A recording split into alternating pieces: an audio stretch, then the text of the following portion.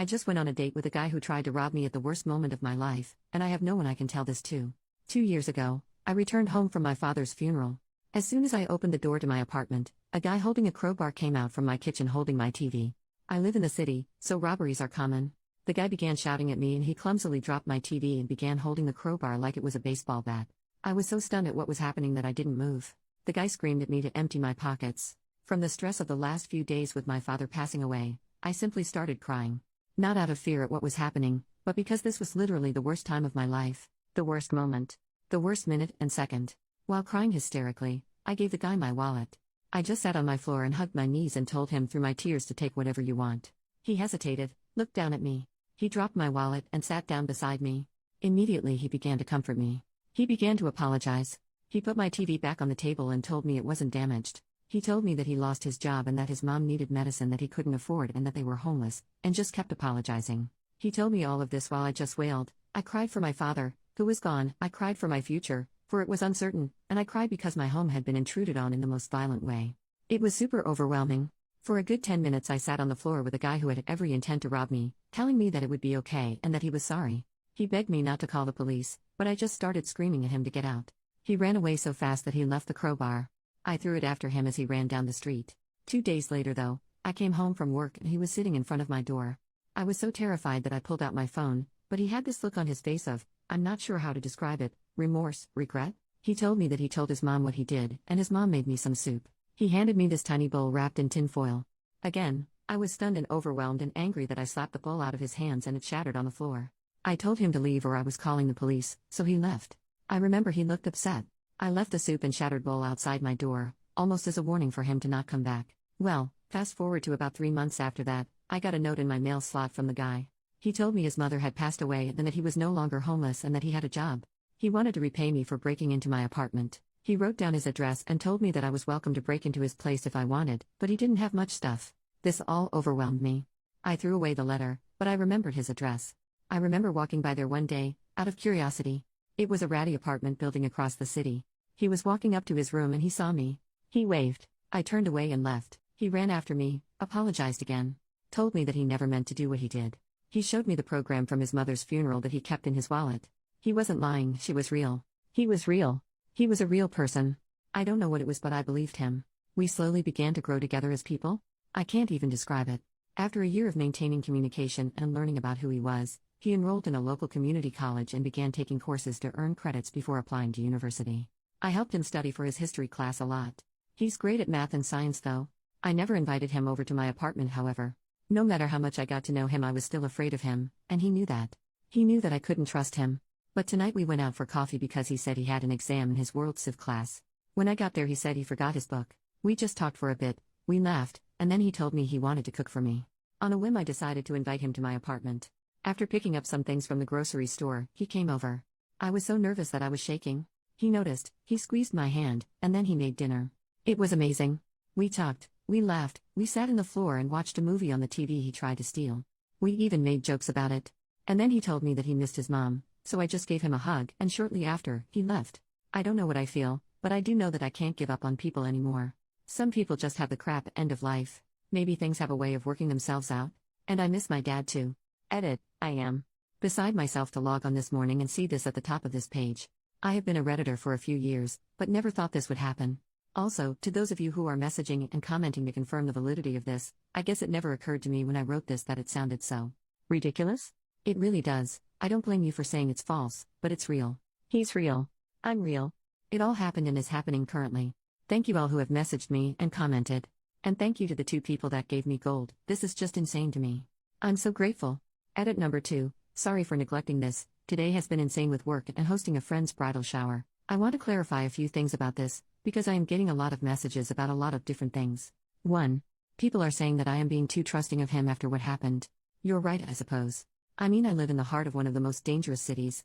My friend was robbed just a few years ago and was actually physically injured as a result of it, so me trusting him did not constitute me giving him a hug after he broke in. It was much, much more than that. 2. My dad died of a brain aneurysm in March 2013. He passed away peacefully in his sleep. The thing about my dad though was that he was the most generous, most kindest man in this world. I know people like to say that about their parents, but it's true about my dad. When I was 4, I remember him giving these guys a ride from prison, They were released after serving their sentence, but had to walk to get to where they were going because they didn't have anyone to give them a ride anywhere. My dad picked them up, had them hop in the back of his pickup truck, and took them home. He put his life, and basically mine, at the hands of these people who could have hurt us. They didn't, thank God. My dad taught me to be selfless and understanding of the world, and of people, and I loved him for that. But when I lost him, it shattered me, it turned me into an entirely different person. After my dad died, I became severely depressed and angry. I was angry at everything. I had to take a leave from my job. I teach second grade. All day, I would lay in bed and think about how much I hated God, or whatever higher power, for taking my dad away. Nothing seemed worth it. After the guy, my friend, broke into my apartment, I hated him for a while. I hated my dad for making me so trusting, because I didn't call the cops on the guy. I hated my dad for dying. I hated him for being so incredibly compassionate and better than me. I hated myself for being vulnerable. I just hated everything. 3. The guy who tried to rob me is a person. And of course, I constantly ask myself when I'm with him, what happens if he tries to hurt me? Or rob me again? But the thing about him is that he knows I'm thinking this, and he constantly tries to reassure me. We have grown together as people, as I said. There's a whole 2 years that I didn't post in this recounting because it would be like a novel-length post. Do I like him? I don't think so. I don't think he likes me. I think we both understand, respect and honor the other for our mutual struggles. We're proud of each other, and we're both guilty of things. Me for shutting out my friends, family and students and becoming an awful person after I lost my dad, and him for going to incredible lengths to try and save his mother from experiencing incredible agony in her final moments. 4. I intend to show him this post. I want him to know. He doesn't have a computer or internet, but I think he'll find this humorous. His story is not mine to tell. How his mother died is not my story to tell. What exactly drove him to pry open my front door with a crowbar is not for me to tell. What happened to his family is not for me to tell. But what is for me to tell is that he is a human. He is flawed. God, he's so flawed.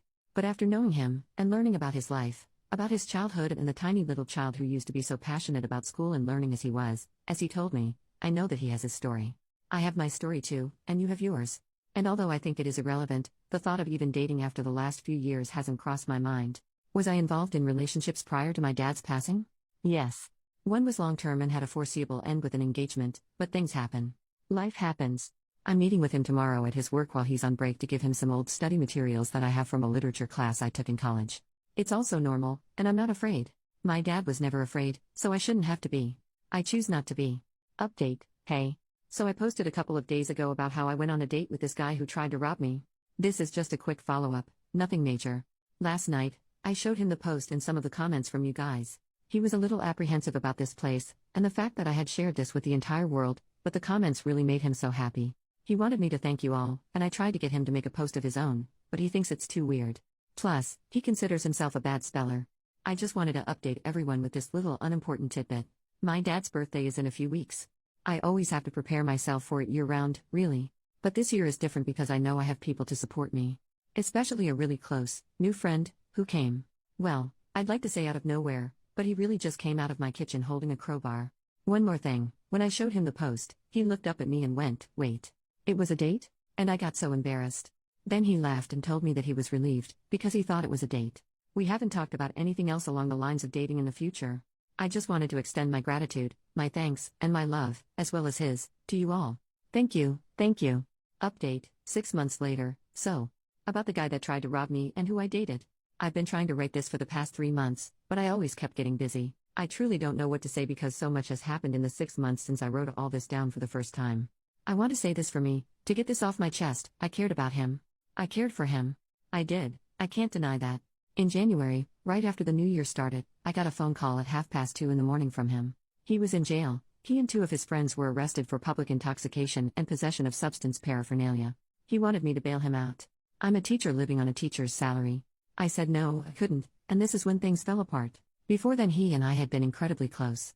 We spent Christmas together. I didn't have enough money for a plane ticket home, so I stayed in the city. He came over, we cooked and watched movies. Before Christmas, we spent Thanksgiving together. I helped him study. I helped him get his finances in order. He had no idea how to do taxes and how to do all of the adult stuff, as he said. But I noticed I started doing things I didn't normally do. He would come over in the middle of the night visibly panicked and ask if he could stay with me. I let him, no questions asked. I stopped asking questions because I wanted to believe that he was good and everything was fine. He started asking me that if others asked about him if I would lie and say I didn't know him. This scared me, but I assumed it was about work stuff. I wanted it to be his work stuff. He was released from jail about a week later. He didn't talk to me. I called his apartment. Nothing. I came home from work one day and a woman was waiting outside my door. She looked disheveled. She was wearing a tank top and flip-flops in mid-January in the Northeast. So it was very cold. When I tried to key into my apartment, she started verbally attacking me. She told me to stay away from him. Like she owned him. She told me that she knew what I did to him and that I would get what's coming. She left. I was scared out of my mind, but before calling the police, I decided to call his apartment one last time. He answered and I told him about the woman. He apologized and said that he was seeing her. He didn't intend for her to come over and interfere, but that led me to another question. How did she know where I live? And how many others had he told where I lived? He hesitated before answering. I remember that. He just said he was sorry. I immediately packed an overnight bag, grabbed my most valuable items, and went to stay in a hotel. I used my credit card, my only in case of emergencies card, because I no longer felt safe because of him. I came back to my apartment the next day. Everything was fine. He came over to apologize, but I told him to get out. I started crying. When I'm angry, I cry. He tried to hug me, but I remember picking up a piece of wood. I had a dismantled IKEA shelf to protect myself. I demanded to know what he was doing. He told me he was selling substances and he told me that he had to do it because he knew people that would hurt him. Lies. I guess. I don't know. I told him to get out, never want to see him again, etc., etc. He got angry, threatened to come back with his friends. I was racked with guilt for trusting him. He apologized again and said he was sorry. I was questioning everything about him. I pushed him out and locked the door. The teaching program I'm a part of rotates teachers in and out of schools across the country. Last year I put in a request to move across the country to be closer to home. 2 weeks after this encounter with him, I found out that my request was accepted and I was set to leave in March. My apartment was broken into and vandalized in early February. At night, he would come and knock on my door. I would call the police, but he would always leave before they got there. His guys started harassing me. Nothing was ever stolen, just broken. They broke a glass bottle my dad made for me when I was 6. He knew how much that meant to me, and now it was shattered. The week before I left, I saw him outside my building. I called the police. He was walking over to me, and I remember having this fiery rage in me. It was this impassioned, red, angry heat that washed over me, and I took my keys, which are on a lanyard, and I just started hitting him. I ended up cracking his eye socket. When the police questioned him, they realized he was the one that was harassing me, and what do you know? He was wanted for a myriad of other charges. After he fell down, after I cracked his eye socket with my keys, I started kicking him. I wanted him to die. I really did. Then I thought about what my dad would think. But then I realized I'm not my dad. I will never be him. I'm different. This is different. People are different. Not all of them are good, but some of them are. I am good. I am a good person. Right now I'm sitting in my new apartment in a brand new city. It's warm. Rent is cheaper. I live in a neighborhood of old people. They're nice. They love that I teach kids. It makes them feel safe, I guess. Some days I leave my front door open and let in a breeze. I'm never afraid. The beach is literally a 7-minute walk, I've timed it, from my back door. I'm happy. So I'm putting this to rest. It's done. It's over. I'm tired. I'm posting this and not checking back anymore. I just wanted to tell someone, because no one in my personal life even knew this was happening. I still can't believe it happened. But it did, and it's done.